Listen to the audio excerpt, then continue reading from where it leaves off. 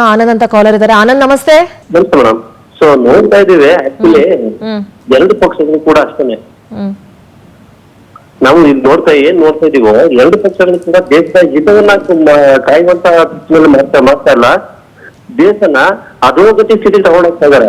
ಖಂಡಿತ ಬೇರೆ ಪಕ್ಷ ಈಗ ಹೇಗೆ ಒಂದು ಎಕ್ಸಾಂಪಲ್ ಕೊಡೋದಾದ್ರೆ ತಮಿಳುನಾಡಲ್ಲಿ ಹೇಗೆ ಜನ ಬದಲಾವಣೆಯನ್ನ ಬಯಸಿದ್ರು ಹಾಗೆ ನಮ್ಮ ಭಾರತದಲ್ಲಿ ಕೂಡ ಬದಲಾವಣೆ ಬೇಕು ಮೇಡಮ್. ಒಂದು ಬಿಜೆಪಿನೂ ಕೂಡ ಅಷ್ಟೇನೆ, ಕಾಂಗ್ರೆಸ್ ಕೂಡ ಅಷ್ಟೇ. ಎರಡು ಒಂದೇ ನಾಣ್ಯದ ಎರಡು ಮುಖಗಳು ಅಂತ ನಾವು ಹೇಳ್ಬೋದು. ಇಲ್ಲಿ ಈಗ ಇರುವಂತಹ ನಿರುದ್ಯೋಗ ಹೋಗ್ಬೇಕು, ನಿರುದ್ಯೋಗ ಏನಿದೆಯೋ ತಗೊಂಡು ಬರ್ತಾ ಇದ್ದಾರೆ. ಈಗ ನಮ್ಮ ಆಕ್ಚುಲಿ ಇನ್ನೊಂದು ಹೇಳೋದಾದ್ರೆ ನಮ್ಮ ಚಡ್ಡ ಅಂತವ್ರು ಬೇಕು ಇಲ್ಲಿ ಆಕ್ಚುಲಿ ಅಂತ ಈ ಜನಗಳಿಗೆ ತೋರುವಂತ ರಸ್ತೆಗಳಾಗಿರ್ತಕ್ಕಂಥದ್ದಾಗಿರ್ಬೋದು, ನಿರುದ್ಯೋಗದ ಬಗ್ಗೆ ಆಗಿರ್ಬೋದು, ಪ್ರತಿಯೊಂದು ಎಷ್ಟು ಹಿಡಿಯತಕ್ಕಂಥ ಬೇಕು. ಇವರೆಲ್ಲ ಏನ್ ಮಾಡ್ತಾ ಇದಾರೆ ಅಂದ್ರೆ ಎಲ್ಲದಕ್ಕೂ ಸೇಫೆ ಆಗ್ತಾ ಇದಾರೆ. ಇರುವಂತಹ ದೇಶದ ಅಧೋಗತಿ ಸ್ಥಿತಿ ಸಂಚಾರದಿಂದ ಸೇಫೆ ಆಗ್ತಾ ಇದಾರೆ. ಸೊ ಆನಂದ್ ಅವರೇ ಧನ್ಯವಾದ ಸರ್ ಕರೆ ಮಾಡಿದಕ್ಕಾಗಿ. ಕ್ಷಮಿಸಿ, ಮತ್ತೊಬ್ರು ಕಾಲರ್ ರೆಡಿ ಇದಾರೆ, ಶ್ರೀನಿಧಿ ಅಂತ ಹೇಳಿ. ಶ್ರೀನಿಧಿ ನಮಸ್ತೆ. ನಮಸ್ತೆ ಮಾ. ನಮಸ್ಕಾರ ಶ್ರೀನಿಧಿ, ಹೇಳಿ. ಪವರ್ ಟಿವಿಗೆ ನಮಸ್ಕಾರ, ಧನ್ಯವಾದಗಳು. ನಿಮ್ಮಂತ ಮೇಡಮ್ ಪವರ್ ಟಿವಿ ಸಿಕ್ಕಿರೋದೇ ಭಾಗ್ಯ. ಬಹಳ ದೊಡ್ಡ ಮಾತು ಸರ್. ಸಂಸ್ಥೆ ಯಾವತ್ತು ದೊಡ್ಡದು, ಸಂಸ್ಥೆ ಇದ್ರೆ ನಾವಲ್ವಾ? ಹೌದೌದು, ಖಂಡಿತ ಅದು ನಿಜ. ಅದು ಹಂಗೆ ದೇಶಕ್ಕೆ ಒಳ್ಳೆ ನಾಯಕ ಬೇಕು ಮೇಡಮ್.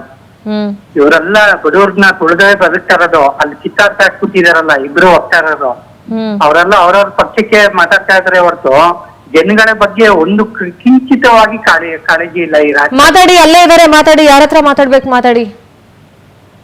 ಬಿಜೆಪಿ ನಾಯಕರಿಗೆ ಕನೆಕ್ಟ್ ಮಾಡಿ ಇದಾರೆ, ಮಾತಾಡಿ, ಕೇಳಿಸ್ಕೊತಾ ಇದಾರೆ. ಮಾತಾಡಿ ಶ್ರೀನಿಧಿ. ಹಲೋ, ಹೇಳಿ ಕೇಳಿಸ್ತಾ ಇದೆ ಸರ್. ನೀವು ಬಡವರಿಗೆ ಅಂತ ಏನ್ ಮಾಡಿದ್ದೀರಾ ಸರ್? ಬಿಜೆಪಿ ಸರ್ಕಾರ ಆಗ್ಲಿ ಕಾಂಗ್ರೆಸ್ ಸರ್ಕಾರ ಆಗ್ಲಿ ಹೇಳಿ. ಇವತ್ತು ಕೋವಿಡ್ ಬಂದ ನಂತರ 93 ಕೋಟಿ ಜನರಿಗೆ ಪ್ರತಿ ತಿಂಗಳು ಕೂಡ ತಪ್ಪಲಾರದೆ 5 kg ಫ್ರೀ ಅಕ್ಕಿಯನ್ನ 2028 ಕೂಡ ಮೋದಿ ಸರ್ಕಾರ ಮುಂದುವರಿಸುತ್ತೆ.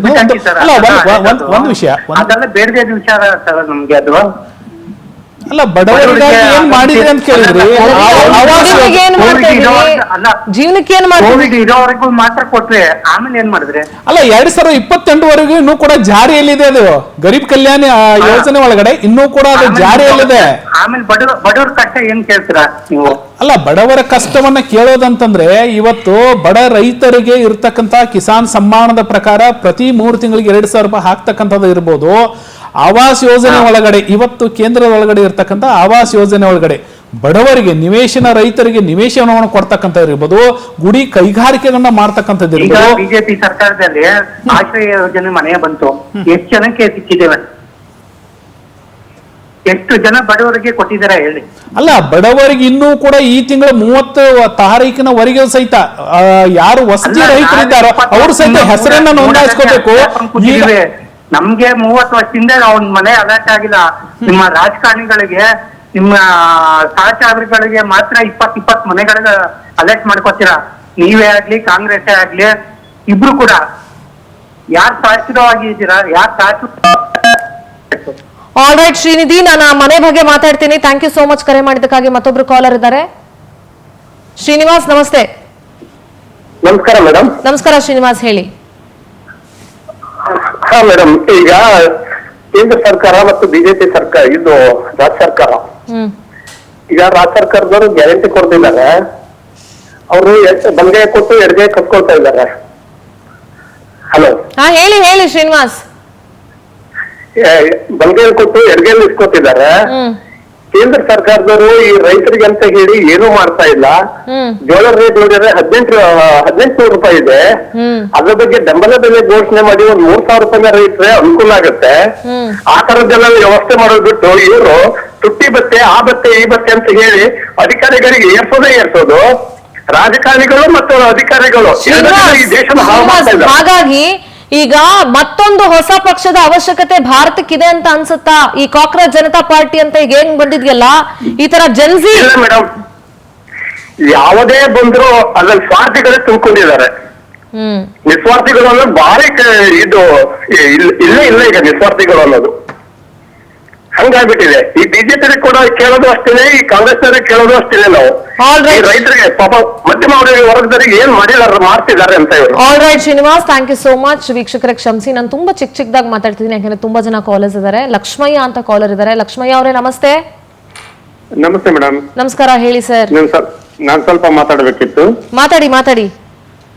ಈ ಕೇಂದ್ರ ಸರ್ಕಾರದಲ್ಲಿ ಬಿಜೆಪಿ ಅಧಿಕಾರಕ್ಕೆ ಬಂತು, ಮೋದಿ ಅಧಿಕಾರ ವಹಿಸ್ಕೊಂಡ್ರು. ಅವರು ವಿದ್ಯಾರ್ಹತೆ ಕಡಿಮೆ ಇದ್ರು ಪ್ರಪಂಚದ ಎಲ್ಲಾ ಜನರು ಅವನ್ನ ಲೈಕ್ ಮಾಡ್ತಾರೆ, ಇಷ್ಟಪಡ್ತಾರೆ. ಇವತ್ತಿನ ಕಾಲಿನ ಸನ್ನಿವೇಶಕ್ಕೆ ಯೋಚನೆ ಮಾಡಿದಾಗ ನಮ್ಮ ಇವತ್ತಿನ ಪರಿಸ್ಥಿತಿಯಲ್ಲಿ ಪ್ರಪಂಚದ 2 ದೇಶಗಳು ಭಾರತವನ್ನ ತುಳಿಲಿಕ್ಕೆ ಪ್ರಯತ್ನ ಪಡ್ತಾ ಇದ್ದಾವೆ. ಈ ಕೆಲವೇ ಸಮಯದಲ್ಲಿ ಭಾರತವನ್ನ ತುಳಿದು ಅಧೋಗತಿ ತರಲಿಕ್ಕೆ ಪ್ರಯತ್ನ ಪಡ್ತಾ ಇದ್ದಾವೆ. ಇಂಥ ಪರಿಸ್ಥಿತಿನಲ್ಲಿ ಆದ್ರೂ ನಮ್ಮ ಕೇಂದ್ರ ಸರ್ಕಾರದಿಂದ ಎಲ್ಲಾ ಜನರಿಗೆ, ಸಾಮಾನ್ಯ ಜನರಿಗೆ 140 ಕೋಟಿ ಜನರಲ್ಲಿ ಮಿನಿಮಮ್ 180 120 ಕೋಟಿ ಜನರಿಗೆ ಸವಲತ್ತನ್ನ ಒದಗಿಸ್ಕೊಟ್ಟಿದ್ದಾರೆ. ಆದ್ರೆ ನಾನು ಟಿವಿನಲ್ಲಿ ಅಬ್ಸರ್ವ್ ಮಾಡಿದಾಗ ಏನಾಯ್ತು ಅಂದ್ರೆ, ಅದು ಕೊಟ್ಟಿಲ್ಲ ಇದು ಕೊಟ್ಟಿಲ್ಲ ಅಂದ್ರು. ಅದು ಸ್ಥಳೀಯ ಆಡಳಿತಗಳು ಏನಿದಾವೆ ಅದರಲ್ಲಿ ಅವರು ಕೇಳ್ಕೊಬೇಕು. ಅಲ್ಲಿ ಅಧಿಕಾರ ಕೊಟ್ಟಿದ್ದಾರೆ, ಅನುದಾನ ಕೊಟ್ಟಿದ್ದಾರೆ, ಯಾಕೆ ಕೊಡ್ಲಿಲ್ಲ ಅಂತ ಮನೆ ಆಗಿರ್ಬೋದು, ಸವಲತ್ತುಗಳಾಗಿರ್ಬೋದು. ಲಕ್ಷ್ಮಯ್ಯ ಅವರೇ, ಹೌದ್ರಾ? ಹೇಳಿ. ನಾನು ಹೌದು ಅಂತಾನು ಹೇಳಕ್ಕಾಗಲ್ಲ, ಇಲ್ಲ ಅಂತಾನು ನಾನು ಹೇಳಲ್ಲ. ಆದ್ರೆ ಒಂದನ್ ಮಾತ್ರ ಹೇಳಬಲ್ಲೆ, ನಿಮಗೆ ಕೆಲವೊಂದು ವಿಚಾರದಲ್ಲಿ ಮಾಹಿತಿ ಕೊರತೆ ಇದೆ ಅಂತ ಮಾತ್ರ ನಾನು ಹೇಳಬಲ್ಲೆ. ಅದು ಸ್ಥಳೀಯವಾಗೂ ಹೌದು, ಕೇಂದ್ರದ ವಿಚಾರವಾಗೂ ಹೌದು. ಅಷ್ಟನ್ನ ಮಾತ್ರ ನಾನು ನಿಮಗೆ ಹೇಳಬಲ್ಲೆ ಲಕ್ಷ್ಮಯ್ಯ ಅವರೇ. Thank you so much power TV ಜೊತೆ ಮಾತನಾಡಿದಕ್ಕಾಗಿ. ಬಸವರಾಜ್ ಅಂತ ಕಾಲರ್ ಇದ್ದಾರೆ. ಬಸವರಾಜ್ ನಮಸ್ತೆ. ನಮಸ್ಕಾರ ಮೇಡಮ್. ನಮಸ್ಕಾರ ಬಸವರಾಜ್ ಅವರೇ, ನೀವೇ ಹೇಳ್ಬೇಕು. ಈಗ ಕಾಕ್ರೋಚ್ ಜನತಾ ಪಾರ್ಟಿ ತುಂಬಾನೇ ಟ್ರೆಂಡಿಂಗ್ ಅಲ್ಲಿದೆ. ಅಂದ್ರೆ ಕಾಂಗ್ರೆಸ್ ಮತ್ತು ಬಿಜೆಪಿಯನ್ನ ಹೊರತುಪಡಿಸಿ ಮತ್ತೊಂದು ಪಕ್ಷದ ಅನಿವಾರ್ಯತೆ ಇದೆಯಾ ನಮಗೆ?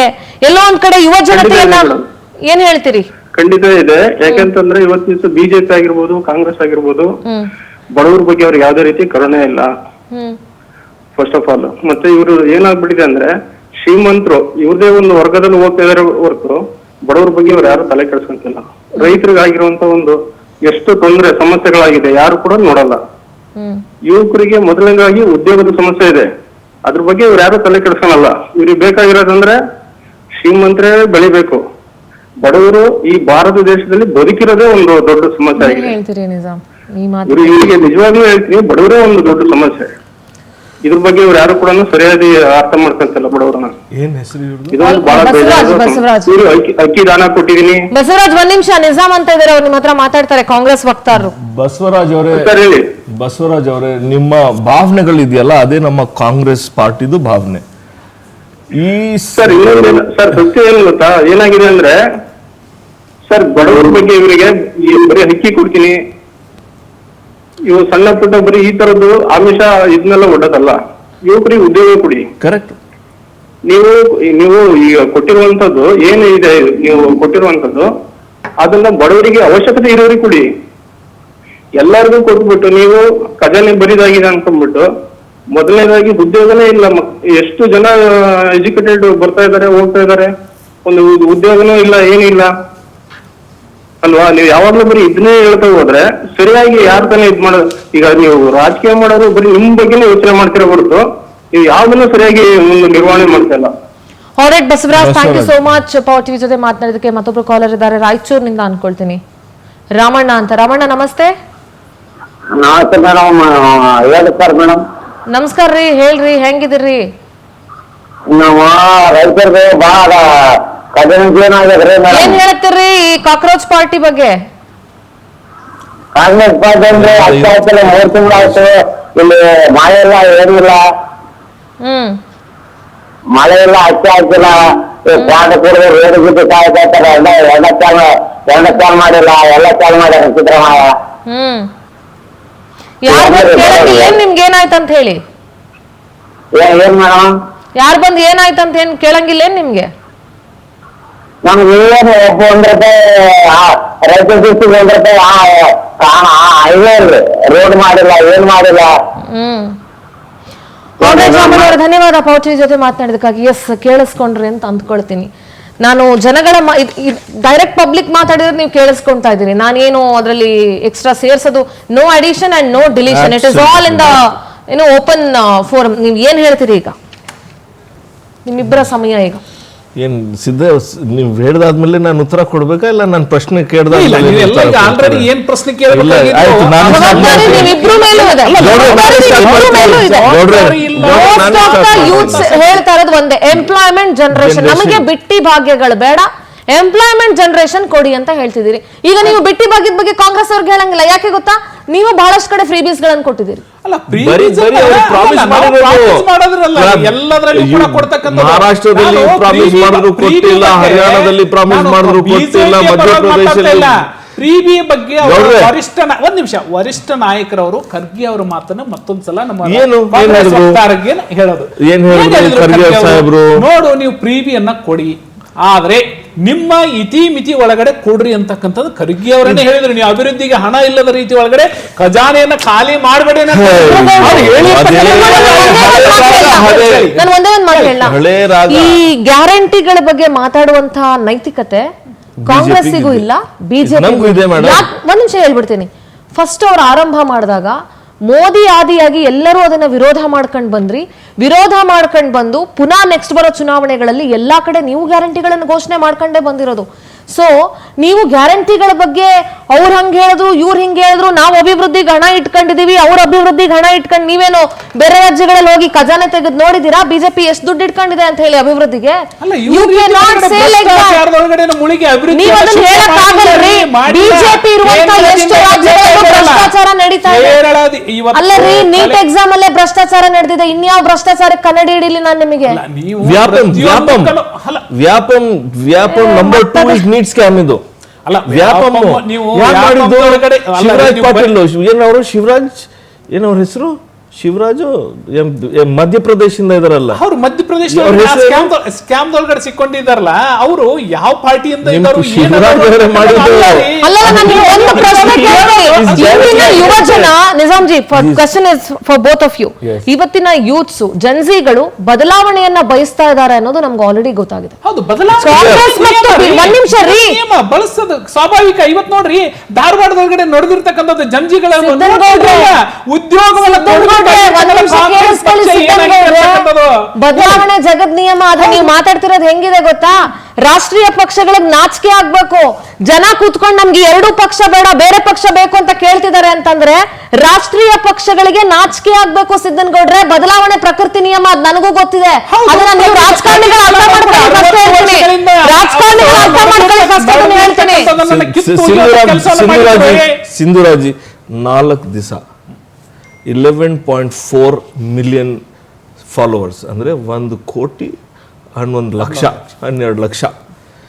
ಇಟ್ಸ್ ಅ ಪ್ರೂಫ್ ದಟ್ ಈ ದೇಶದಲ್ಲಿ ನಮ್ಮದು ಸ್ವಲ್ಪ ನೀತಿ ಈ ಕಡೆ ಆ ಕಡೆ ಆಗಿರ್ಬೋದು, ಆದರೆ ಲಾಸ್ಟ್ 12 ಇಯರ್ಸ್ 12 ವರ್ಷದಲ್ಲಿ ನೀವು ಮಾಡಿರೋದು ನೀತಿ ಪಾಲಿಸೀಸ್, ಭ್ರಷ್ಟಾಚಾರ ನಡೆಸಿರೋದು ನೀವು, ಅದಕ್ಕೆ ದಿಸ್ ಇಸ್ ಅ ರಿಫ್ಲೆಕ್ಷನ್. ಆಮೇಲೆ ನಾನು ಇನ್ನೊಂದು ಪ್ರಶ್ನೆ ಕೇಳ್ತೀನಿ, ಬಹಳ ಸೂಕ್ಷ್ಮವಾದ ಪ್ರಶ್ನೆ ಕೇಳ್ತೀನಿ. ನೀವು ಬಿಜೆಪಿ ಅವರ ರಾಜ್ಯದಲ್ಲೂ ಮೋದಿ ಅವರ ಹೆಸರು ಹೇಳ್ಕೊಂಡು ಚುನಾವಣೆಗೆ ಹೋಗ್ತಾ ಇದ್ರಿ, ಯಾವಾಗ್ಲೂ ನೆಕ್ಸ್ಟ್ ಅದನ್ನೇ ಮಾಡ್ತೀರಾ ಅಂತ ನನಗೆ ಗೊತ್ತಿದೆ.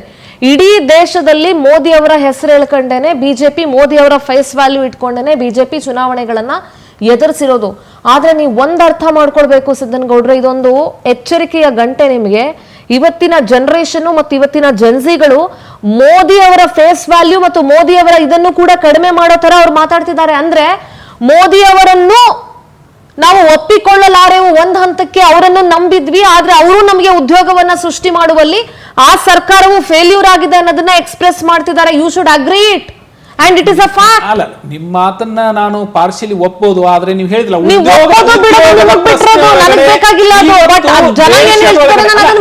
ದೇಶದೊಳಗಡೆ ಜನ್ಸಿಗಳು ಇವತ್ತು ಜನಾಂಗ ಯಾರು ಕೂಡ ಹೆಸರು ಅಷ್ಟೇ ಅಲ್ಲ, ರಾಜ್ಯದೊಳಗಡೆ ವೈಟ್ ಲೈಸ್ ಬ್ಲಾಕ್ ಲೈಸ್ ಇದು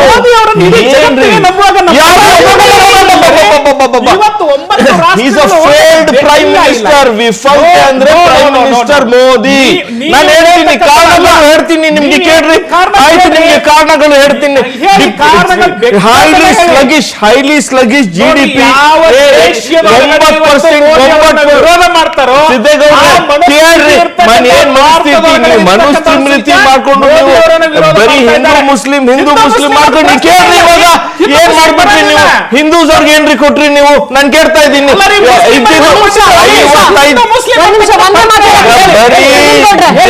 ಬೆಸ್ಟ್ ಎಕ್ಸಾಂಪಲ್ ಹೇಳ್ತೀನಿ. ಮೋದಿ ಅವರನ್ನ ಎಲ್ಲರೂ ಒಪ್ತಾರೆ ಅಂತಂದ್ರಿ. ಇದೇ 2023 ಚುನಾವಣೆಯಲ್ಲಿ ಕರ್ನಾಟಕದಲ್ಲೇ ಮೋದಿ ಅವರು ಬಂದು ರ್ಯಾಲಿ ಮಾಡಿದ್ರು ಗೆಲ್ಲಕ್ಕಾಗ್ಲಿಲ್ಲ ನಿಮ್ಗೆ.